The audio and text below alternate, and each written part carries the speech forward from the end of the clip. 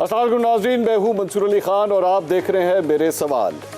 नाज़रीन, मेरे कप्तान को असेंबलियां तोड़ने का ऐलान किए हुए 42 रोज गुजर चुके हैं, मगर ये असेंबलियां किसी ऐसे चट्टानी मटीरियल से बनी हैं कि मेरे कप्तान जैसा कारीगर भी उन्हें तोड़ने में कामयाब नहीं हो सका।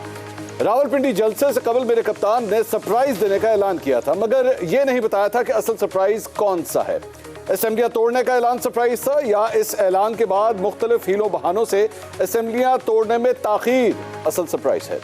वो काम जो 42 मिनट में हो सकता था वो 42 रोज में भी ना हो सका। मेरे कप्तान के इत्तेहादी और उनकी अपनी जमात के बहुत से अरकान असेंबलियों की तहलील के मुखालिफ हैं। अब तो यूं लगता है कि मेरे कप्तान भी बस अपनी सियासत बचाने को ही यह ऐलान करने पर मजबूर हुए थे। दिल से मेरे कप्तान भी यही चाहते हैं शायद कि किसी सूरत असेंबलियां बची रहें ताकि उनकी मौजें लगी रहें। नाज़रीन, आपको सुनाते हैं गुज़िश्ता 42 रोज की दास्तान के मेरे कप्तान ने कौन कौन से ऐलान किए और उन्हें कौन कौन सा यू टर्न लेना पड़ा। 26 नवंबर मेरे कप्तान ने रावलपिंडी के जलसे में पंजाब और खैबर पख्तूनख्वा असेंबलियां तहलील करने का ऐलान किया और पार्लिमानी पार्टी से मशवरे की शर्त रख दी। 28 नवंबर पार्लिमानी पार्टी का इजलास हुआ जिसमें सब अरकान ने मेरे कप्तान को असेंबलियां तहलील करने या मुस्ताफी होने पर फैसले का इख्तियार दे दिया। उसके बाद 3 दिन गुजरते हैं। 29 नवंबर परवेज इलाही से मुलाकात तय थी, लेकिन वो जमान पाक ना आए। यूं ये मुलाकात ना हो सकी, ये मुलाकात उससे अगले रोज भी ना हो सकी। 1 दिसंबर परवेज इलाही से मुलाकात हुई जिसमें उन्होंने असेंबली को मेरे कप्तान की अमानत करार देते हुए कहा कि जब वो कहें असेंबली तोड़ दूंगा। 2 दिसंबर मेरे कप्तान ने 8 माह के मौक़िफ़ से यू टर्न लेते हुए हुकूमत को साथ बैठने और मुज़ाकरात की पेशकश कर दी। 3 दिसंबर मेरे कप्तान ने एक और यू टर्न लिया और कहा कि हुकूमत से मुज़ाकरात नहीं हो सकते। उन्होंने दिसंबर के महीने में ही असेंबलियां तोड़ देने का ऐलान किया। 7 दिसंबर एक हैरतनाक डेवलपमेंट हुई। पंजाब में तहरीक इंसाफ के ख्याल अहमद कास्त्रो ने वजारत का हलफ उठा लिया और मेरे कप्तान सिर्फ खफगी का इजहार करके ही खामोश हो गए। 9 दिसंबर मेरे कप्तान ने अरकान असेंबली और साहिबजादा हामिद रजा से मुलाकात में वाजे कर दिया कि हर हाल में असेंबलियां 30 दिसंबर तक तोड़ दी जाएंगी। 11 दिसंबर एक प्रेस कॉन्फ्रेंस में मेरे कप्तान ने अपना इरादा फिर दोहराया कि उनकी जमात दिसंबर में ही असेंबलियों से बाहर आ जाएगी। 12 दिसंबर मेरे कप्तान ने अपनी हिकमत अमली बता दी कि रावलपिंडी के अरकान असेंबली से मुलाकात में बताया कि पहले पंजाब असेंबली तहलील होगी और फिर खैबर पख्तूनख्वा असेंबली तोड़ दी जाएगी। 13 दिसंबर मेरे कप्तान ने वो ऐलान किया जिसका सबको शिद्दत से इंतजार था। उन्होंने कहा कि वो 17 दिसंबर को असेंबलियां तोड़ने की तारीख देंगे। 15 दिसंबर ऐलान किया गया कि मेरे कप्तान ने असेंबलियों की तहलील पर मुशावरत मुकम्मल कर ली है। इस मुशावरत ने भी मुकम्मल होने में 19 दिन ले लिए। 16 दिसंबर खबर आई कि मुनस इलाही ने तहरीक इंसाफ को असेंबलियां तोड़ने में 2 माह की ताखीर पर रजामंद कर लिया है और अभी तक के हालात बताते हैं कि इस खबर में काफ़ी हद तक सदाकत भी थी। 17 दिसंबर मेरे कप्तान ने आखिरकार ऐलान कर दिया कि 23 दिसंबर को पंजाब और खैबर पख्तूनख्वा की असेंबलियां तोड़ दी जाएंगी। नाज़रीन, एक तरफ मेरे कप्तान ये ऐलान कर रहे थे तो दूसरी तरफ उनके इत्तेहादी कोई और ही कहानी सुना रहे थे। 18 दिसंबर चौधरी परवेज इलाही ने एक टीवी इंटरव्यू में कहा कि असेंबलियां तोड़ना बहुत दूर की बात है, अदालतें भी तो हैं। 19 दिसंबर ऑपोजिशन ने वजीर आला पंजाब के खिलाफ तहरीक अदम एतमाद जमा करा दी और गवर्नर ने चौधरी परवेज इलाही को एतमाद का वोट लेने का कह दिया। 20 दिसंबर स्पीकर पंजाब असेंबली सफ्तैन खान ने एक रूलिंग में गवर्नर के बुलाए गए इजलास को गैर कानूनी करार दे दिया। यूं परवेज इलाही ने एतमाद का वोट ना लिया और 22 दिसंबर को गवर्नर पंजाब बलीगुर रहमान ने वजीर आला पंजाब को डी नोटिफाई कर दिया। बात अदालत में चली गई जिसका इशारा परवेज इलाही ने दिया था। 23 दिसंबर लाहौर हाईकोर्ट ने असेंबली ना तोड़ने की तहरीरी यकीन दहानी हासिल करने के बाद परवेज इलाही को बहाल कर दिया। उसके बाद एक नई कहानी शुरू हो गई कि परवेज इलाही एतमाद का वोट लेंगे या नहीं। 24 दिसंबर तहरीक इंसाफ ने ऐलान किया कि परवेज इलाही एतमाद का वोट लेकर असेंबली तहलील कर देंगे। उसी रोज मेरे कप्तान ने मार्च या अप्रैल में इलेक्शन होने की पेशगोई भी कर दी। 25 दिसंबर मेरे कप्तान ने ऐलान किया कि परवेज इलाही 11 जनवरी से पहले एतमाद का वोट ले लेंगे। 28 दिसंबर मेरे कप्तान ने सहाफियों से मुलाकात में तस्लीम किया कि अभी इंतखाबात होते नजर नहीं आ रहे, हालांकि वो इससे पहले मार्च या अप्रैल में इलेक्शन की पेशगोई कर चुके थे। 1 जनवरी मेरे कप्तान ने इल्जाम लगाया कि तहरीक इंसाफ के 3 MPAs को एतमाद के वोट में न्यूट्रल रहने के लिए दबाव डाला जा रहा है। 3 जनवरी मेरे कप्तान ने व्हाइट पेपर जारी करने की तकरीब से खिताब में फिर इस बात को दोहराया कि परवेज इलाही एतमाद का वोट लेने वाले हैं। 4 जनवरी मेरे कप्तान ने उस्मान बुजदार समेत पंजाब के सीनियर रहनुमाओं को हिदायत की कि 11 जनवरी से पहले हर हाल में एतमाद का वोट लेने के इंतजाम किए जाएं। लेकिन 5 जनवरी को मेरे कप्तान के बड़े इत्तेहादी परवेज इलाही ने ऐलान किया कि वो एतमाद का वोट नहीं लेंगे। 6 जनवरी मेरे कप्तान ने पॉलिसी फैसला किया कि अगर परवेज इलाही ने असेंबलियां तोड़ने में ताखीर की तो तहरीक इंसाफ के अरकान असेंबलियों से इस्तीफे दे देंगे। लेकिन आज 7 जनवरी मेरे कप्तान ने कल वाले मौक़िफ़ से यू टर्न ले लिया और अब अदालती फैसले तक परवेज इलाही से एतमाद का वोट लेने का मुतालबा नहीं किया जाएगा। नाज़रीन, आपने सुनी गुज़िश्ता 42 रोज़ की दास्तान गम कि मेरे कप्तान अपनी ही हुकूमत में अपने ऐलान को अमली जामा पहनाने में नाकाम है। ना असेंबलियां टूट रही हैं, ना मर्जी की FIR हो सकी, ना मर्जी का आर्मी चीफ आ सका, ना नए आर्मी चीफ से मुलाकात हो सकी।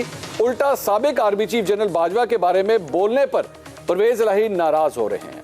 ना हुकूमत दबाव में आ रही है, ना ही नए इलेक्शन होते नजर आ रहे हैं। मुसलसल नाकामियों के सिलसिले में मेरे कप्तान के हाथ में क्या रह गया है और उनके पास कौन से ऑप्शन है, इस पर बात करेंगे। अपने पैनलिस्ट का इंट्रोडक्शन करातियों के अंदर ही मुस्लिम लीग नून के सीनियर रहनुमा राना मशहूद साहब मौजूद हैं, जो कि पंजाब के हवाले से और पंजाब में मुस्लिम लीग नून की सियासत के हवाले से काफ़ी ज़्यादा इनसाइट रखते हैं। अंदर की खबर क्या है वो भी इनसे जानेंगे। राना साहब, बहुत शुक्रिया आपने हमें ज्वाइन किया। मुस्लिम लीग काफ से उनकी सीनियर रहनुमा समीना खावर हयात साहिबा भी आज हमारे साथ मौजूद हैं। आपका भी बहुत शुक्रिया समीना साहिबा। और सीनियर तज्जियाकार एंकर पर्सन सहाफ़ी आमिर ज़िया साहब भी आज हमें ज्वाइन कर रहे हैं। मैं सबसे पहले समीना साहिबा आपके पास आना चाहूँगा, क्योंकि ज़ाहिरी बात है असेंबलियाँ जो हैं वो परवेज इलाही साहब ने तहलील करनी थी। एतमाद का वोट लेने का कहा गया था, एतमाद का वोट लेने का फैसला हुआ कि जी 11 जनवरी से पहले एतमाद का वोट हम ले लेंगे। मुलाकातें हो गई, सब कुछ हो गया, फैसला हो गया। उसके बाद परवेज इलाही साहब ने कह दिया जी मैं तो नहीं ले रहा एतमाद का वोट। अब इमरान खान साहब ने यहां तक कह दिया, बल्कि शेख रशीद साहब अभी थोड़ी देर पहले एक टेलीविजन चैनल के ऊपर बैठे हुए थे और उन्होंने कहा जी अगर आपने एतमाद का वोट ना लिया तो पाकिस्तान तहरीक इंसाफ तो फिर इस्तीफे दे देगी, फिर ये होगा। तो क्या हो क्या रहा है, ये पाकिस्तान तहरीक इंसाफ और आप लोग क्या सेम पेज पे नहीं है? बहुत शुक्रिया मंसूर, आपने अपने प्रोग्राम में बुलाया। बहैसियत अलाय पार्टनर्स बिल्कुल हम एक पेज पर हैं, लेकिन इनके जो 2, 4, 5 लोग आकर अपने तई जो बयानात देते हैं उस पर हंसी आती है, क्योंकि परवेज इलाही साहब का बिल्कुल कैटेगोरिकली एक ही मौक़िफ़ है कि अदालतें इंटरमीन कर चुकी हैं इस मामले में। 11 जनवरी से पहले सवाल ही पैदा नहीं होता था। जो इनके लोग आकर बात कर रहे थे, हम खुद भी हंसते थे कि ये क्यों ऐसी बात करते हैं, जबकि उनको मालूम है कि अदालत बीच में इंटरमीन कर चुकी है और उनके फैसले के बाद ही जो वादा किया हुआ है चौधरी साहब ने और मोनस इलाही साहब ने कि हम तगड़े तरीके से इनके साथ खड़े हैं और जो एज पर वादा हमारा ये है कि हम आधा मिनट नहीं लगाएंगे, असेंबली तहलील कर देंगे, वो आज भी हम कायम हैं। हाँ, अलबत्ता जो डिलेइंग टैक्टिक्स आ रहे थे दूसरी मुखालिफ जमातों की तरफ से, वो अगर और कोई ना हुई, क्योंकि देखिए Mansoor, every action has reaction. Chaudhry Pervez Elahi साहब बहुत समझदार, सियासी सूझबूझ रखने वाले पुराने सियासतदान हैं। वो खान साहब को ये भी साथ साथ बताते रहे हैं कि खान साहब जहां हम ये स्टेप उठाएंगे तो उसका रद्द अमल क्या आएगा, ये भी आप साथ साथ सोच के रखिए।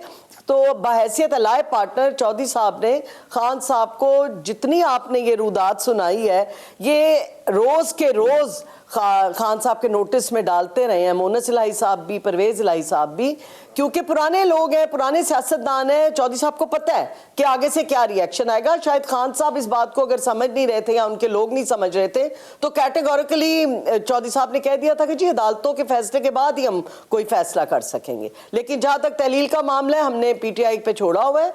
जब उन्होंने कहना है अदालती फैसले के बाद, तो चौधरी साहब 1 मिनट नहीं लगाएंगे, वो तहलील कर देंगे। अच्छा, लेकिन ये आपके लिए सेनेटर एजाज चौधरी का आपकी पार्टी के लिए एक पैगाम कल आया था, जरा वो भी सुन लीजिए। उन्होंने कल एक्चुअली एक परवेज इलाही साहब की वीडियो ट्वीट की और उस पर उन्होंने लिखा 25 तारीख को इक़्तिदार के पुजारियों की ज़बानें बाहर थी, तहरीक इंसाफ के कारकुनान जेलों में थे, सड़कों पर मर्दाना वार एहतजाज में शरीक थे, जख्मी थे या शहीद हुए, छुप कर नहीं बैठे। परवेज इलाही साहब के लिए आगे लिखते हैं, आपको अपनी जिम्मेदारी अदा करनी नहीं आती तो छोड़ें, घर बैठें। ये पाकिस्तान तहरीक इंसाफ के सेनेटर आपके वजीर आला के लिए कह रहे हैं। जी मुझे आपकी समझ नहीं आई, क्या कहा है उन्होंने? चौधरी परवेज इलाही साहब के लिए कहा है? दोबारा रिपीट करो। मैं चूंकि स्टूडियो में नहीं हूं तो जी जी, उन्होंने कहा है जी, मैं दोबारा रिपीट कर देता हूं, मैं दोबारा, उन्होंने, अब मैं सीधी सीधी जो आखिरी लाइन उनसे रिलेटेड है, उन्होंने कहा कि आपको अपनी जिम्मेदारी अदा करनी नहीं आती तो छोड़ें, घर बैठें। ये एजाज चौधरी साहब ने परवेज इलाही साहब के लिए कहा है जी। अच्छा, ये यही मंसूर मैं आपको भी बात कर रही थी कि एलाय पार्टनर्स हमेशा लीडरशिप के साथ होते हैं और गिव एंड टेक के ऊपर एलाय पार्टनर्स बनते हैं। हम उनको 10 सीटों की जरूरत थी, हम उनके साथ बिल्कुल खड़े हैं। अब अगर वो 176 सीट्स वाले कुछ भी कह दें तो 10 सीटों वाले ही हावी हैं इन पर। तो लिहाजा ये बात तो, ये जितने मर्जी चौधरी साहब आ जाए, ये एजाज चौधरी या इनके फवाद चौधरी साहब, जो बात अदालत के फैसले के बाद चौधरी परवेज इलाही साहब ने वादा किया है वही होना है। अब ये लोग जो हैं ये देख रहे हैं कि चौधरी परवेज इलाही जिस तरीके से पंजाब में काम कर रहे हैं, एजुकेशन रिफॉर्म प्रोग्राम हो रहा है, health reform programme, 1122 cardiology centres, जितने बाकी आप मामलात देख लीजिए, हर जगह पे रिक्रूटमेंट खोल दी गई है। बेरोजगारी खत्म करने के लिए चौधरी साहब 1.5 लाख जॉब्स उन्होंने कह दिए जी। मैं हर महकमे में परवेज इलाही साहब के कामों के ऊपर इस वक्त उंगली नहीं उठा रहा। मेरा सिर्फ एक सवाल है कि जब अदालत ने आपको ऑप्शन दी हुई है कि लें एतमाद का वोट और खत्म करें इस चीज को, नंबर गेम आपके पास पूरी है, आप भी दावा करती हैं, पाकिस्तान तहरीक इंसाफ भी दावा करती है कि जी हमारे नंबर पूरे हैं, तो बिस्मिल्लाह करें, खत्म करें। मुस्लिम लीग नून ने एवी जो इतना रौला डाला हुआ है, इस रौले को खत्म करवाएं। जी बिल्कुल, ये रौला खत्म होगा। आप देखिएगा जो डिलेइंग टैक्टिक्स हुए हैं पिछले दिनों में, ये 11 तारीख के बाद रौला खत्म होने वाला है। आप बहुत जल्द देखेंगे ये बिल्कुल खत्म हो जाएगा जी। जो असेंबलियां तहलील करने की बात की गई है वो तहलील होंगी, लेकिन rules regulations, rules and procedure और कानूनी चारागोई के तहत होंगी। ये नहीं आपने कर देना हमने कि एजाज चौधरी ने या फवाद चौधरी ने कह दिया तो चौधरी साहब तहलील कर देंगे। किस तरीके से तहलील करनी है वो आईनी तौर पर चौधरी परवेज इलाही साहब तहलील करेंगे, जैसे कि उन्होंने वादा किया है इमरान खान से। ठीक है, ठीक है। राणा साहब, रौला मुकन वाला है जी, वो समीना साहबा की गुफ्तगू आपने सुनी है। उन्होंने कहा आप लोग चाहे जो मर्जी कर लें। देखें, आप लोगों ने भी तहरीक एतमाद वापस ले ली परवेज इलाही साहब के खिलाफ, स्पीकर के खिलाफ, डिप्टी स्पीकर के खिलाफ। नंबर गेम वो कह रहे हैं जी पूरे हैं। वो MWM वाले वो भी जाके मिल गए, इमरान खान साहब से नाराजगी दूर हो गई, एक आज़ाद उम्मीदवार भी उनके पास वापस चले गए। वो तो कह रहे हैं हम सिर्फ अदालत का इंतजार कर रहे हैं, नंबर पूरे हमारे।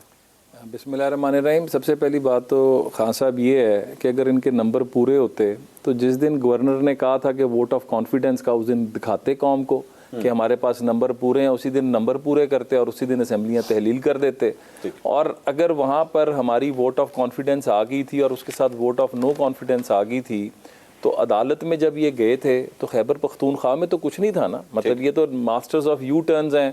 इन्होंने अगर करना ही था तो फिर ये KPK की तोड़ के कहते कि जी हमने एक ज़ुबान दी थी कौम को, तो हम अपनी ज़ुबान पे खड़े हैं और ये हम KPK तोड़ें और जब पंजाब का फैसला होगा तो उस दिन हम उसको तोड़ देंगे। ये आज मुझसे लिख लें, इन्होंने कोई असेंबलियाँ नहीं तोड़नी है अभी भी नहीं। ये आपने सुनी? मैं आज आप ये नोट कर लें। अच्छा, ये आज आप लिख लें। मैं लिख लूं? बिल्कुल लिख लें। मैं वाकई लिखने लगा, मैं लिख रहा हूं यहाँ। ये मैं कह रहा हूँ आप लिख लें। अच्छा, कि असेंबलियां अगर तोड़नी होती ना तो उसके 100 तरीके हैं। अच्छा, और अगर इनकी कमिटमेंट होती तो ये स्टार्ट करते KPK से, ये सिंध असेंबली से अपने मेंबरान को कहते कि इस्तीफे दो। मतलब जो इन्होंने कहा था कि हम 2 असेंबलियां तोड़ेंगे, बाकियों से इस्तीफे देंगे, तो ये कौम को दिखाते कि जहां पे हमारा चल रहा है ये KPK की असेंबली तोड़ दी, ये हम सिंध असेंबली से बाहर आ गए। ये कौमी असेंबली के अंदर ड्रामा ये है कि इनके अपने मेंबर्स कहते हैं कि जी हमने तो इस्तीफा नहीं दिया। जिनके इस्तीफे मंजूर करने लगो वो इस्लामाबाद हाई कोर्ट जाते हैं, वो जाके कहते हैं कि जी हमसे तो ज़बरदस्ती इस्तीफे लिखवाए गए थे। ये हम नहीं कह रहे, इस्लामाबाद हाई कोर्ट में इनके लोगों की पिटीशन पड़ी हुई है। ठीक है। तो बात सिर्फ इतनी सी है कि इस वक्त आईनी और कानूनी तौर पर परवेज इलाही साहब चीफ मिनिस्टर नहीं है। देखें, इस मुल्क को अगर आइन और कानून के ताबे होकर चलाना है ना, अगर इस मुल्क को तरक्की देनी है, इस मुल्क से इकॉनमी को आपने ऊपर लेके जाना है, तो सबसे पहला काम क्या करना है कि कानून की हुक्मरानी, उसके अंदर जिस दिन गवर्नर ने इनसे वोट ऑफ कॉन्फिडेंस मांगा था, वहाँ पे जिस दिन के लिए मांगा गया था वहाँ पे परवेज इलाही साहब ने वोट नहीं लिया। ठीक है। अब कानून बहुत क्लियर है, नहीं लिया, गवर्नर ने उनको डी नोटिफाई कर दिया। और उस डी नोटिफिकेशन के बाद जो अदालत में गए हैं, मैं यहाँ पर बरमला कहूँगा, अदालतों का काम पंचायतें कराना नहीं है, अदालतों का काम आइन और कानून की इंटरप्रिटेशन करना है। आईने पाकिस्तान ये कहता है कि जिस वक्त ये फैसला हो गया, बहुत अगर अदालत करती, वो ये कहती कि आपने 2 दिन का टाइम दिया था, आप 10 दिन का टाइम दें ताकि ये लोग अपने बंदे इकट्ठे कर सकें या जो भी करना है कर सकें। अदालत का ये काम नहीं था कि वो ये कहती कि जी आप ये कहें कि आप असेंबलियां नहीं तोड़ेंगे और आप जो है इस तारीख तक चीफ मिनिस्टर रहेंगे। किस कानून के तहत? अच्छा, इसी तरह गलत इंटरप्रिटेशंस आज पाकिस्तान को इस मुकाम तक ले आई हैं। तो मैं तो एज कानूनदान समझता हूं और मैं आपको बड़ा क्लियर बता रहा हूं कि 11 तारीख को हम अदालत के सामने खड़े होंगे और हम उनसे पूछेंगे कि आपने जो ये 11 तारीख तक का टाइम दिया किस कानून के तहत दिया। अच्छा, ले चलें, वो तो जाहिर बात है, अब ये अदालती मामला है, मुझे तो नहीं पता कि उस पर जज साहिबान क्या फैसला देते हैं, लेकिन अगर बात एतमाद के वोट लेने तक आ जाती है, लेट्स से 11 तारीख को जो है वो कह दिया जाता है कि जनाब परवेज इलाही साहब एतमाद का वोट हासिल करें, आपकी नंबर गेम क्या है? देखें, इस वक्त परवेज इलाही साहब चीफ मिनिस्टर नहीं है, अदालती स्टे पे अदालती चीफ मिनिस्टर हैं। अच्छा, अवामी चीफ मिनिस्टर नहीं है। और जो नंबर गेम है, अगर इनके पास नंबर गेम पूरे होते तो ये आज बिठा के दिखा दें कौम को कि हमारे पास इतने लोग मौजूद हैं। मैं आपको आज बता रहा हूं कि जिस दिन भी वोट ऑफ कॉन्फिडेंस होगा ये नहीं ले सकेंगे। अच्छा, आमिर जया साहब, ये दोनों साइडों की सर आपने ये गुफ्तगू सुनी, क्या ये कहा जा सकता है कि इमरान खान साहब को भी दिल में इस बात का पता है कि नंबर गेम नहीं है मेरे पास, वरना अगर वाकई 186 पूरे होते तो इमरान खान साहब ने 1 मिनट नहीं लगाना था और उन्हें असेंबलियां तोड़ देनी थी? मंसूर, जो आपने अभी से पहले बड़ा अच्छा जुमला कहा था कि भाई क्या मसला है, रोला ख़त्म करें, तो मेरा अर्ज ये करना है कि असेंबली टूट भी जाए तो इस मुल्क में जो रोला पड़ा हुआ है वो ख़त्म नहीं होना, क्योंकि बात जो है बहुत ही गंभीर आमिर भाई, हम लोग परेशानी में मुब्तला हैं। आमिर भाई, ऑन अ लाइटर नोट, मैं भी लाइटर नोट पे कह रहा हूँ कि असल में नहीं सुने तो सही, मैं कुछ और कहने लगा हूँ। मैं ये कह रहा हूँ, आप वो कराची के है ना, तो ये पंजाबी का लफ्ज है रौला, इसको रौले को रौले के तौर पे कहिए। हाँ बोलिए, आपकी बात सुन रहा हूँ। अच्छा चलेगा, मेरे मुझसे तलफ़ुज़ में गलती हुई तो मैं माजरत ख्वाह हूँ, तो मैं जब भी दोबारा नहीं दोहराता उस लफ्ज़ को। तो मैं ये कह रहा हूँ कि जो परेशानी है, जो इस वक्त जो भी एक गैर यकीनी सूरत हाल है, असेंबली कायम रहे या पंजाब असेंबली टूट जाए, दोनों सूरतों में पाकिस्तान जिस मुश्किल में फंसा हुआ है वो फंसा रहेगा। अच्छा, बात इस वक्त जो है मैं देख रहा हूँ कि बहुत ज़्यादा जोर है कि जी इमरान खान कितने कामयाब हुए, इमरान खान कितने नाकाम हुए, कितनी बड़ी उनको नाकामी का सामना करना पड़ा। मंसूर साहब, इस वक्त तो पूरा मुल्क नाकाम हो रहा है और हम लोग जो है बिल्कुल घुटनियों पर आ गए हैं। इस वक्त जो हमारी सूरत हाल है कि हुकूमत से जो है वो मईशत का पहिया नहीं चल रहा और बड़ी गैर यकीनी सूरत हाल है, बहुत ही लोग परेशान हैं। मतलब है आपकी जो अफरात ज़र 30-31% हो गई है, आपके यहाँ जो है फैक्ट्रीज बंद हो रही हैं, कारोबार ख़त्म हो गया है, तो ये एक बहुत बड़ी परेशानी की बात है। और मैं कहता हूँ कि मजमूई तौर पे जो हमारी हुक्मरान अशराफिया है वो किसी भी किस्म का हल कहते हैं ना लाने में नाकाम रही है। अगर इस वक्त लोगों को दर्द होता है इस मुल्क का, चाहे वो हुकूमत में है, चाहे हिज़्ब इख्तिलाफ में है, चाहे हमारे इदारों में है, तो जंगी बुनियादों पर बैठकर आप एक रोड मैप देते ताकि जो गैर यकीनी सूरत हाल हो, रोज़ हम एक ही बात कर रहे होते, दोहरा रहे होते, गुज़श्ता कई हफ्तों से नहीं महीनों से दोहरा रहे हैं कि भाई एक रोड मैप हो जाए। हम जब तक अपनी सियासत में इस्तेकाम नहीं लाएंगे हम अपनी मईशत को भी ठीक नहीं कर सकते। तो मेरा अर्ज ये करना है कि बाद से इमरान खान की नाकामी और कामयाबी से बड़ा हमारे पास एक दाव लगा हुआ है। सर मेरा एक सवाल लीजिएगा, मैं एक मिसाल के तौर पे, जाहिर बात है हम सब अपने यहाँ पे ब्रेड अर्नर्स हैं, सारे अपना घर चलाते हैं। अगर हमारे घरों में कोई प्रॉब्लम आ रही हो, माशी तौर पे बजट का इशू हो, पैसे ना हो घर में, इस तरह का सारा मसला चल रहा हो, और उसके बाद एक शख्स आए और आके कहे भाईजान एक काम करें, इस घर को ना ताला लगा दें, तो अगर घर को ताला लगा दिया जाए और वो कहे जी ये मैं निज़ाम जो है आगे नहीं चलने दूंगा, तो इंस्टेबिलिटी में एक्चुअली आप कंट्रीब्यूट कर रहे होते हैं या उस इंस्टेबिलिटी को एक्चुअली आप खत्म कर रहे होते हैं? मैं इसीलिए इमरान खान साहब के हवाले से सवाल कर रहा हूं कि वो इस इंस्टेबिलिटी को, इस प्रॉब्लम को है वो मजीद फ्यूल डाल रहे हैं इस आग के अंदर या एक्चुअली इस आग को बुझाने की कोशिश कर रहे हैं? मंसूर, बिल्कुल एक ये नुक्ता नज़र है जो आप फरमा रहे हैं। बहुत सारे दोस्त यही कहते हैं कि इमरान खान जो है वो मतलब है कि एक कॉज ऑफ इंस्टेबिलिटी बने हुए हैं, लेकिन ये भी देखना चाहिए कि जो एक मजमूई तौर के ऊपर मतलब है कि देखिए अगर इमरान का फैक्टर इतना गैर अहम हो गया है तो वो इतना ज़्यादा कुछ कर नहीं सकते ना। उनके सामने जो क़ुव्वतें खड़ी हैं, यानी कि हुकूमत है माशाल्लाह बहुत ताकतवर है, बड़ी मजबूत हुकूमत है, उसके पीछे हमारे इदारे जम के खड़े हुए हैं। तो जब ये इक्वेशन हो और फिर मीडिया का भी गालिब हिस्सा जो हम देखते हैं कि उनके साथ है, तो फिर इतनी परेशानी की बात होनी नहीं चाहिए। फिर अगर वो जो भी अपना मतलब है धमाल डालते रहे, वो डालते रहे, कोई फ़र्क नहीं पड़ना, क्योंकि जो फैसले करने मईशत को दुरुस्त कंपोज करने के और इस कहते हैं ना कि तूफान से निकालने के, वो तो हुकूमत ने करने, और उसके पास इख्तियारात भी हैं माशाल्लाह, उसके पास जो है इदारे भी उसके साथ उसकी मदद कर रहे हैं और मीडिया भी उसके उस तरह से टफ टाइम नहीं दे रहा है जितना और हुकूमतों को हमने देखा है माजी में दिया गया है, वो चाहे पीपल्स पार्टी की हो उससे पहले, फिर पीटीआई की हो, और अगर हम बात करें तो मेरा अर्जी करना है कि इमरान इस वक्त एक सेकेंडरी फैक्टर बना हुआ है, हमारा असल फैक्टर है। इमरान खान बेशक नाकाम हो जाए, मैं आपकी हाँ में हाँ मिलाता हूँ, चले ठीक है ना, लेकिन मैं ये कह रहा हूँ कि कामयाब कौन हो रहा है इस मुल्क में? हमारी पूरी रियासत पाकिस्तान नाकाम हो रही है। दुख मुझे इस बात का है, इमरान खान देखिए, अफराद पे रियासतें नहीं चलती, फर्द आज है कल नहीं होगा, आज शरीफ खानदान है कल नहीं होगा, आज जरदारी साहब में कल नहीं होंगे, लेकिन इस पाकिस्तान को हमेशा रहना है। मैं हूँ आज कल नहीं हूँगा, उसी तरह पाकिस्तान को हमेशा रहना है। तो पाकिस्तान पे इस वक्त जो इब्तिला है, जो मुश्किल है, उसका हमें एहसास करना चाहिए। और इमरान खान, मतलब मैं फिर दोहरा रहा हूँ वही बात कि सेकेंडरी इशू है।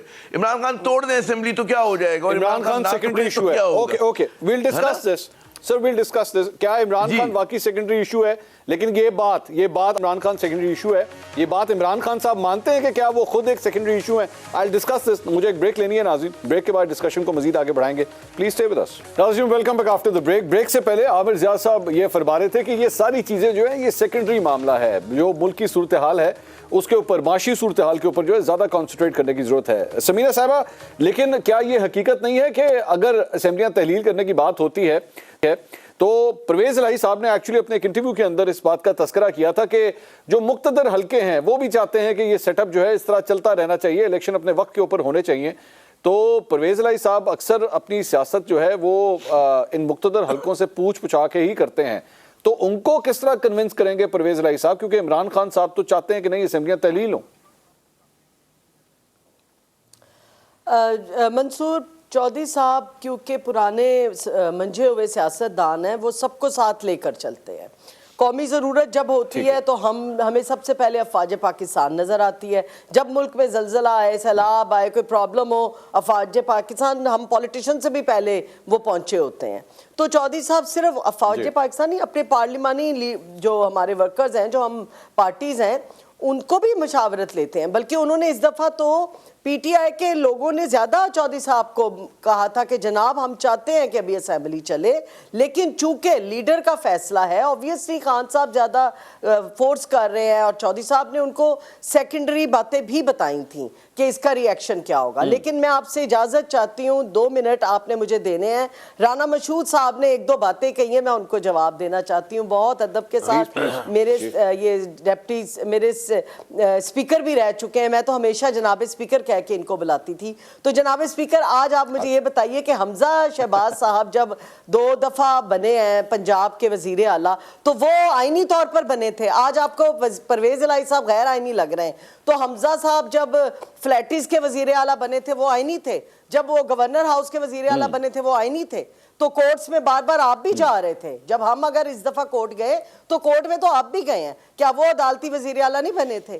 तो ये अदालती वजीर आला कहना गैर मुनासिब लफ्ज़ है। आप तो खुद माशाल्लाह इतनी समझबूझ, लॉ के आप ज़हीन इंसान हैं, लॉ आपने पढ़ा हुआ है, रटा हुआ है, तो अदालत को ना बीच में लेकर आए। अदालतों का हम शुक्रगुजार हैं, अदालतों के, कि जब ये हम जो पार्लियामेंटेरियन अपने फैसले पार्लियामान में नहीं कर सकते तो अदालतें इंटरमीन कर रही हैं, हम लोगों की वजह से, आपकी वजह से, हमारी वजह से। सिर्फ हमारी पार्टी अकेली नहीं, आपकी पार्टी ने भी हमजा को बनाने के लिए बड़े पापड़ बेले थे। दूसरी बात इन्होंने की कि गवर्नर साहब ने जो शब खून उस रात मारा था डी नोटिफाई करने का, वो अदालती फैसले के ऊपर ही चौधरी परवेज इलाही साहब दोबारा से सीएम रिस्टेन हुए, वरना ये तो खत्म कर चुके थे उनको।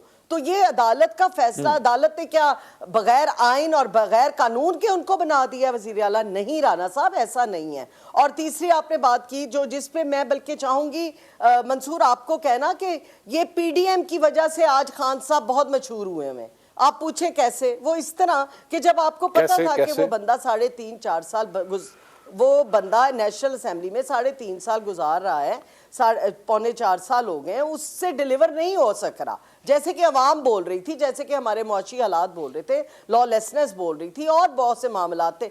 इन्होंने क्या ये रिजीम चेंज करके लुच तल दिया? ना ये करते ऐसा काम, ना पर इमरान खान तो इनके स्टेप के बाद ज्यादा फेमस हुए हैं। वो ये इनके अच्छा, वैसे अमली के ये समीना साहब, ये जो आखिरी पॉइंट आपने रेस किया है, ये इमरान खान साहब की मशहूरी की है आपने कि बुराई की है उनकी कि 3.5 साल जो है उनका बेड़ा गर्क हुआ था, नहीं, मईशत का बहुत बुरा हाल था, तो ये आप उनकी तारीफ कर रही हैं कि बुराई कर रही हैं?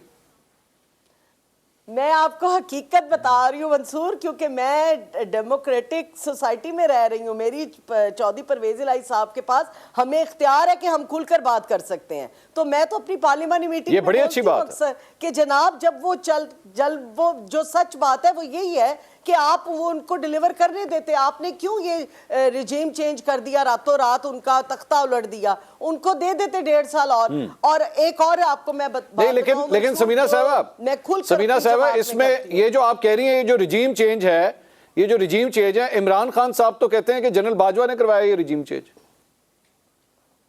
देखिए जी, ये इमरान खान साहब की और मेरी जमात दो अलग अलग जमातें हैं। हमारी आइडियोलॉजीज डिफरेंट है, हमारा हिकमत अमली हमारी डिफरेंट है। एलाय होना एक अलग बात है, अपना अपना ओपिनियन रखना हर जमात का है। हमारी जमात का ओपिनियन है, वो हमारे सरबराह रहे हैं, हमारे मोहसिन हैं, अफवाज पाकिस्तान का हम एहतराम करते हैं और आगे भी करते रहेंगे। चले मुझे क्लियर कर देना, मुझे सिर्फ एक जुमले में क्लियर कर दें, मुझे एक जुमले में क्लियर कर दें, आप ये बात कहेंगी, मानेंगी कि इन लोगों को, ये पीडीएम को हुकूमत में लाने में जनरल बाजवा का कोई किरदार नहीं था? इस पे जरा क्लियर कर दें।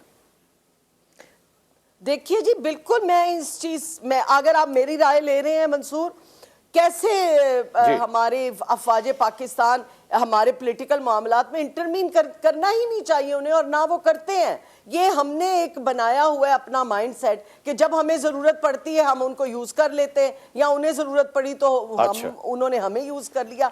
ऐसा नहीं है, मुल्की स्टैंड ऐसे बन जाते हैं। जैसे कि मईशत में हमारे बेड़ा गर्क था तो जनरल बाजवा ही गए हैं वहां के क्राउन प्रिंस से मिलकर, वो यहाँ पर अपने मुल्क के लिए फंडिंग उन्होंने कराई है। हम पर तो यकीन नहीं कर रहे थे, हमारी फौज पे यकीन कर रहे थे, पार्लियामेंटेरियन पे तो यकीन नहीं कर रहे थे। IMF ने क्या रफ्फड़ डाला हुआ है, तो ये अफवाज पाकिस्तान के ऊपर ज्यादा यकीन है दूसरे मुल्क। मैं सवाल कर रहा हूं, बड़ा अच्छा सवाल आपने राना मशहूद साहब से किया। ये मैं राना मशहूद साहब, वो हमजा शहबाज जब फ्लैटीज के अंदर वजीर आला बने थे तो वो उस वक्त अदालती वजीर आला थे या मुंतखब वजीर आला थे? आपको अगर याद हो तो अदालत ने कहा था कि इलेक्शन होगा और इलेक्शन के अंदर अगर कोई रखना डालेगा तो उसके अंदर जो है वो चीफ सेक्रेटरी और IG जो है वो सपोर्ट देंगे। अदालती फैसला था। ठीक है, मेरा ये कहने का है कि चूंकि वहाँ पे रखना डाला जा रहा था तो अदालतें, ये वही अदालतें हैं जो इमरान खान जब बेल लेने जाता है तो वो अदालत में पेश भी नहीं होते और उनको बेल मिल जाती है। और दूसरी तरफ जब कोई और शख्स बेल लेने जाता है तो उसको कहते हैं अदालत में आके खड़े हो, पहले अपने बायोमेट्रिक कराओ, मतलब वो पूरा एक प्रोसीजर करो। ये इमरान खान का कमाल हुआ ना कि वो आज हुकूमत में भी नहीं है लेकिन फिर भी इतना ताकतवर है। नहीं, वो मैं आपको यही कहने लगा हूँ ना कि इमरान खान साहब कहते थे कि दो नहीं एक पाकिस्तान। तो फिर अदालतें जो है ना वो भी फिर दो तरह का इंसाफ ना करें। क्या कहा? उन्होंने कहा जी आपने बनाया उनको इतना ताकतवर। मैं अब उस तरफ भी आ रहा हूँ। असल में समीना मेरी कुलीग भी रही हैं और शरारती कुलीगों में से एक कुलीग थी। ठीक। तो मतलब उसके अंदर, और एक चीज़ जो है वो मजाक एक तरफ के, मतलब हम चाहे दूसरी जमातों में रहे, पहले असेंबली में एक दूसरे की इज्जत वकार को मलूज़े खातिर रखा जाता था। इमरान खान ने एक तोहफा और दिया कि जो बदतमीज़ी वो कौम के अंदर लेकर आया वो असेंबलियों के अंदर भी आ गई और वो जो एक दूसरे का एहतराम था वो ख़त्म हो गया। दूसरी बात यह है कि इसी केस के अंदर अदालत कहती है कि जो 25 मेंबरों ने जो वोट दिया वो गलत दिया, उनको वोट देना ही नहीं चाहिए था। ठीक है। और फिर उसी के अंदर वही अदालत कहती है कि हमने जो पहला फैसला किया उसके अंदर गलती थी। तो अब कौम भी तो देख रही है ना, जब वो 10 मेंबर जाते हैं कि जी आपने हमारे मुतालिक जो फैसला दिया वो किस तरह दिया, तो उसके अंदर अदालतें जब इस तरह का करती हैं तो एक क्वेश्चन मार्क बनता है। दूसरी बात, जो आज सबसे बड़ा मसला है ना पाकिस्तान का, वो इकनॉमिक स्टेबिलिटी का है, और उसके अंदर इकनॉमिक स्टेबिलिटी के लिए पॉलिटिकल जो इंस्टेबिलिटी है उसको ख़त्म करना इंतहाई ज़रूरी है। इमरान खान की सियासत को अगर आप उठा के देखें, 2013 का इलेक्शन होता है, धरने, सिविल नाफरमानी, बिल जला दो, हुंडी से पैसे भेजो, मतलब जो कुछ किया जा सकता था इस मुल्क के ख़िलाफ़ किया गया। चाइना के प्रेसिडेंट का दौरा कैंसिल हुआ, CPEC जो शुरू 1 साल पहले होना था वो ना हुआ, और अब चाइना ने जब दोबारा आना था तो ये फिर वही कहते रहे कि जी ये नहीं आ रहे, झूठ बोल रहे हैं। तो करना क्या चाह रहे हैं? देखें, सियासत बिल्कुल करें, not at the stake of the country. Imran Khan की जितनी सियासत है, साइफर से उठा के देख लें झूठ साबित हो गया। 35 पंक्चर उठा के देख लें, खुद ही कह दिया कि झूठ है। शहबाज शरीफ के खिलाफ का 10 अरब का मुझे किया, वो आज तक अदालतों में केस है, इनका वो जो डिफेंस है वो भी ख़त्म हो गया है, अदालतों में नहीं जा रहे। मतलब शौकत खानम के ऊपर इल्ज़ामात आए कि ज़कात का पैसा जो है वो डायरेक्टर्स को दिया गया और सियासी तौर पर इस्तेमाल किया, फॉरेन फंडिंग केस, तोशा खाना। जवाब देना कौम को। मतलब अगर आप इतने सादिक और अमीन हैं तो खड़े होकर कौम को बताएं कि ये जो कुछ है। ये आमिर साहब, ये सारी जो गुफ्तगू आपने सुनी है, बात इलेक्शंस की हो रही है क्योंकि इमरान खान साहब जारी बात इलेक्शन चाहते हैं। मंसूर साहब बुरा ना माने, आमिर साहब जो है ना, इन्होंने एक बात की थी, मेरे लिए बड़े एहतराम है, लेकिन इन्होंने कहा कि मीडिया के ऊपर आमिर साहब को वो मीडिया नजर नहीं आया। आपके प्रोग्राम बंद, हामिद मीर साहब, मतलब किस किस का नाम लें, उस वक्त लोगों को उठाया जा रहा था, जो कुछ हो रहा था, जो मीडिया के ऊपर कर्ब्स थे, जो नया कानून लेकर आया गया था। तो मुझे तो समझ नहीं आती कि आज जर्नलिस्ट किस तरह कहते हैं कि जी इमरान खान के दौर के अंदर मीडिया आज़ाद था और आज मीडिया को कुछ हो चुका है। मीडिया जितना पाबंदे सलासल इमरान के दौर में रहा है, जितना सियासतदानों के ऊपर जुल्म इमरान के दौर में हुआ है, एक बंदा अमेरिका जाता है और वहाँ पर खड़े होकर कहता है मैं नवाज शरीफ का एसी बंद करा दूंगा, ये आपका विजन था। और आज हम कहें कि जी वो जो काम कर रहे थे वो ठीक कर रहे थे। तो मैं बसद एहतराम आमिर साहब से कहूँगा कि ज़रा जो आप कंपैरिजन कर रहे थे, हमें कौम के सामने बिल्कुल ठीक चीज़ों को रखना चाहिए। आमिर साहब मेरे ख्याल में सवाल खुद ही उन्होंने पुट कर दिया। सर क्या कहेंगे, बताइए। अरे बड़ी दिलचस्प बात है जो मीडिया के तकाबुल अगर आप देखें कि अरशद शरीफ साहब की जो शहादत हुई किस दौर में हुई, ठीक है ना। यहाँ पर जो मतलब है कि हमारे बहुत सारे सहाफ़ी दोस्तों को, एंकर पर्सन्स को पकड़ा गया, गिरफ्तार किया गया। तो बात ये कि अगर ये लोग इस तरह का तकाबुल करेंगे तो नून लीग का जो है कोई बहुत अच्छा, क्या मैं कहूँगा, बहुत ही जिस तरह का हमेशा से रहा है नून लीग का इनका एक किरदार है मीडिया को कर्व करने के हवाले से, हमने तो भुगता है। हमने तो देखा है कि इनका जब तीसरा दौर हुकूमत था क्या हुआ था। 1999 भी हमें याद है कि जब मतलब है कि जंग ग्रुप जो था वो बेचारा 2 सफ़े पे उनके अखबार छपा करते थे, नजम सेठी को उठा लिया गया था। शर्त दी गई थी कि जी मलिया लोधी को निकालें, जंग ग्रुप से फला एडिटर को निकालें। तो मैं तो उस वक्त से गिनवा सकता हूँ कि नून लीग का एक हमेशा से एक रवैया रहा है। और वो फिर जब मतलब 13 में आए तब भी उनका वही रवैया था। आज हम देखते हैं अरशद शहीद की जो शहादत है वो उसकी एक बहुत बड़ी मिसाल है। बहुत सारे में से इमरान रियाज को देख लें, जमील फारूकी को उठाया गया, क्या क्या नाम लें हम आपके सामने। तो मेरा अर्ज ये करना है कि आप ये तो फिर ये ना बोलें कि वो आमिर साहब राणा साहब ये कह रहे हैं कि ये अरशद शरीफ का जो भी इंसिडेंट था वेरी वेरी ट्रैजिक इंसिडेंट, लेकिन वो कह रहे हैं कि आप इसका इल्जाम क्या हमारे ऊपर लगा रहे हैं। आप मुझे बताएं ना कि अगर अरशद शरीफ को क्यों मुल्क से बाहर भागना पड़ा।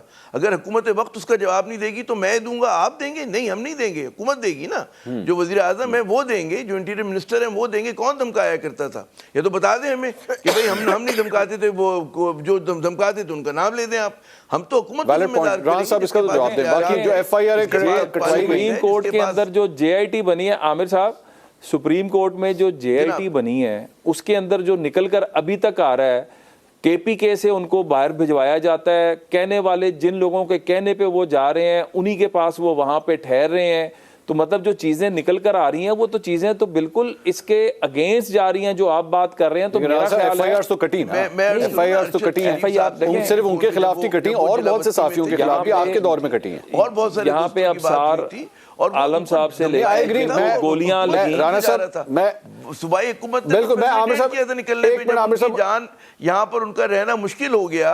अब देखिए ये चीज कोर्ट में, लेकिन एक आम जो परसेप्शन है और जो लोग समझते हैं उसको देखना चाहिए ना। तो जाहिर है उसकी जिम्मेदारी हुकूमत वक्त पे जाती है। तो ये मत कहें। और मैं आपको वाकई बिल्कुल, और इसी तरह जो एक वो है थ्रेशोल्ड है आज़ादी सहाफत के हवाले से बहुत ही नाजुक है। इन्होंने मतलब है आप ये देखें कि चैनल्स को बंद करवाए, अखबारात को बंद करवाए। आज से नहीं, ये जब इख्तिदार में आए तब इनकी कन्फ्रंटेशन हुई है मीडिया के साथ। आप ये पूरी तारीख, लेकिन आमिर साहब मेरा जिंदा तो एब्सोल्युटली आमिर साहब, तो नून लीग अपने आमिर साहब मैं आपकी बात से, हमारा जो है हम बहुत अच्छे प्रो प्रेस फ्रीडम है खुदा के लिए। जी कुछ कह रहे थे आप। लेकिन आमिर साहब मैं ये कह रहा था कि मैं आपकी बातों से बिल्कुल एग्री करता हूं। I do not disagree with it. Noon league का अगर पास्ट रिकॉर्ड आप उठा के देखें ये हकीकत है। और अरशद शरीफ हो, इमरान रियाज खान हो और बहुत से सहाफ़ी हों जिनके खिलाफ FIR कटी, जिनको अदालतों से जाके जमानतें लेनी पड़ी, नून लीग को ही उसका जवाब देना पड़ेगा। लेकिन साथ ही साथ पाकिस्तान तहरीक इंसाफ का भी जो दौर था वो कोई इतना भी सुहाना नहीं था। उस दौर के अंदर भी अबसार आलम को गोली मारी गई, मैंने तो नहीं असद कहा अली तूर के सुहाना घर पे जाके था। उसको मैंने मारा तो नहीं गया, कहा। मतीउल्लाह मैं जान कहता को हूं- उठा के ले मैं जाया कह रहा गया। हूं, अभी जो बात वो हो रही दोनों है के कि अपने ये अपने इस दौर बैगेजेस में हैं। क्या हुआ, हम तो ये जो जबर अभी सह रहे हैं उसकी बात करेंगे ना। अभी जो लोगों को कॉल्स आ रही हैं, अभी जी। जो लोगों को परेशानी हो रही है, हम उसकी बात करेंगे। जब जाहिर है कि अगर वो कर्व्स पीटीआई हुकूमत की तरफ से लगाए जाने थे, उनकी हुकूमत आती है माजी में थी, तो सहाफ़ियों ने मुकाबला किया, हमने पहले भी किया, हम दोबारा करेंगे। लेकिन ये ना कहें कि जनाब नून लीग जो है वो बड़ा प्रो प्रेस फ्रीडम है, खुदा के लिए। वो एक उर्दू का मुहावरा है ना, जूतों समेत आंखों में घुसना, मत घुसे हमारी आंखों में, जी, हमें जी। पता है। राणा साहब कुछ इसका कहना चाह रहे हैं कितना सर। असर है। आमिर साहब आपने अभी जिनके नाम लिए, यहाँ पे एनसीए क्लीन चिट दे देती है, यूके में ब्रॉडशीट केस में क्लीन चिट मिलती है, तो वो तमाम साफ़ी हजरात जो इन तमाम चीज़ों के साथ मुंसलिक रहे और वहाँ पे जाके मतलब कई दफ़ा 2 चैनल वहाँ पर बंद हुए, हरजाने भी देने पड़े। तो मैं सिर्फ ये कहना चाहता हूँ कि वो एक बड़ी थिन सी लाइन है, और सहाफ़त के अंदर अगर हम उस थिन लाइन को सारे फॉलो करें, हुकूमत भी और सहाफ़ी भी, तो फिर ये इस तरह की कन्फ्यूजन्स जो माशरे में आती हैं वो आना इस वक्त हम सब की एक जिम्मेदारी है। पाकिस्तान जिस दोराहे पे खड़ा है हम सबको, और मैं ये आपकी बात नहीं कर रहा, मैं फ्रैंकली मतलब आप बिल्कुल और तरह का नुक्ता नज़र रखने वाले उन साफ़ी हजरात में से हैं जिनका हम समझते हैं कि माशरे को आज ज़रूरत है। लेकिन फिर आप लोगों का भी एक काम है कि जिनके झूठ सामने आते हैं उनको कम से कम आप मुर्दे इल्ज़ाम तो ठहराएं। जनाब नहीं, इसमें कोई देखिए, ये बिल्कुल है कि अच्छी बात है कि जो वाकई आप जो फरमा रहे हैं कि वाकई मुल्क इस नाजुक सूरत हाल से हमें इस डिबेट को आगे लेके जाने की ज़रूरत है। हम लोग जो हर एक दूसरे पे अंगुश्तमाई करते रहते हैं, ये यकीनन जो है रियासत के लिए, मुल्क के लिए, हमारे माहौल के लिए अच्छी बात नहीं है। लेकिन जो एक बहुत बड़ा मसला हम लोगों ने जहाँ से बात शुरू की थी, मेरे ख्याल में उसी तरफ आएँ। सहाफ़त पे तो मंसूर से मैं इल्तिजा करूँगा कभी एक और प्रोग्राम कीजिएगा, और यकीनन वो मेरे ख्याल में 2 पार्ट्स में हो, उसमें सहाफ़ी भी हों, सियासतदान भी हों, हम खुल के बात करें। और हम वाकई ये कंडोन नहीं करते कि सनसनी खेजी हो जर्नलिज्म के अंदर, झूठे इल्ज़ामात आयद किए जाएँ, आधी खबर या आधा सच जो है लोगों को बयान किया जाए, यकीनन काबिल मज़म्मत है। और सारे सहाफ़ी बरादरी, हम सब, मेरा और मंसूर का नुक्ता नज़र अलग हो सकता है, लेकिन बाहमी एहतराम भी है हम में, ठीक है ना, और हम तमाम सहाफ़ियों में होता है एक दूसरे के अंदर। तो ये बात क्यों थी, कोई भी इस चीज़ को कंडोन नहीं करता कि आप आधा सच बोलें या झूठे इल्ज़ामात लगाएं या सनसनी खेजी करें। और ये आग हमने देखा है दोनों समीना तरफ लगाई साहबा, गई है, और इस चीज़ के ठीक, बिल्कुल बिल्कुल आप this is where I agree with you Aamir साहब। लायबल लॉज होने चाहिए ताकि इन चीज़ों का तदारुक हो सके। जी कुछ कह रहे हैं आप दोस्त? समीना साहबा वांट्स टू कंट्रीब्यूट समथिंग। जी समीना साहबा प्लीज गो अहेड। जी मंसूर, मीडिया चूँकि हमारा वो पार्ट है हमारी मुल्क का कि अब का जो मीडिया है वो हमेशा अवेयरनेस फैला रहा है, लोगों को अच्छे बुरे का बता रहा है। और मीडिया किसी दौर में भी उसके साथ ऐसे बेईमाना तशद्दुद और ऐसे जो हरकतें हो रही हैं, कभी वीडियोस लीक हो रही हैं, कभी ऑडियोज़ लीक हो रही, ये नहीं होना चाहिए। मैं इसको कंडेम करती हूँ, ख्वाह वो मियाँ साहब का दौर हो या हमारा काफ लीग का हो या PTI का हो, किसी भी दौर में नहीं होना चाहिए। अलबत्ता मैं फिर अपने जनाब स्पीकर के पास आऊँगी कि इन्होंने अदालतों को अभी कहा कि हमारे फैसले इस वक्त आते थे, तो इनके फैसले, जब इनका 12 बजे रात के फैसला आया है सुप्रीम कोर्ट से, तो क्या वो फैसला इनके लिए मीठा मीठा हप हप कड़वा कड़वा तू तू? तो अदालतों को हमें नहीं घसीटना बीच में, ये नहीं कहना कि हमारे फैसलों में ये हुआ। आपके लिए भी 12 बजे फैसला आया था जब शहबाज शरीफ साहब प्राइम मिनिस्टर बने हैं, तो वो फैसला आपको ठीक लगा, अब का आपको फैसले ठीक नहीं लग रहे हैं। तो ये अदालतों को और हमारी जो ये अफवाज पाकिस्तान को, हमें नहीं चाहिए कि हम पॉलिटिशियंस उनको इंटरमीन कराएं अपने अंदर। और इसमें तमाम पॉलिटिशियंस आते हैं, मतलब कोई भी ना कोशिश करे, ना नून लीग कोशिश करे, ना पाकिस्तान तहरीक इंसाफ कोशिश करे, ऐसे ही है ना समीना साहब? जी बिल्कुल, किसी पार्टी को नहीं करना चाहिए। हमारी वजह से ही अभी शोर मचा हुआ है जी, मार्शल लॉ आ जाएगी, फला आ जाएगा। हम काम ही क्यों ऐसा करते हैं कि जिसपे हमें ये सोचने पे मजबूर कर दिया जाए जी मार्शल लॉ आ जाएगी अगर इमरान खान साहब ने ये स्टेप ना ठीक लिया तो जी, और अगर आ गया तो वो भी मुल्क के लिए बेहतर ही होगा, तो फौज आ जाएगी। नहीं, खुदा अगर आ गया तो वो भी मुल्क के लिए बेहतर ही होगा। बेहतर नहीं होता, ऐसा कभी नहीं, अल्लाह ना करे। मैं शायद ये भी ठीक ही होगा। बहुत बहुत शुक्रिया समीना साहब, बहुत बहुत शुक्रिया राना मशहूद साहब, thank you so much. Aamir जाज साहब आपका भी बहुत शुक्रिया। नाज़रीन प्रोग्राम से अब तक लेते हैं, कल इंशाल्लाह आपसे दोबारा मुलाकात होगी। अल्लाह हाफिज़।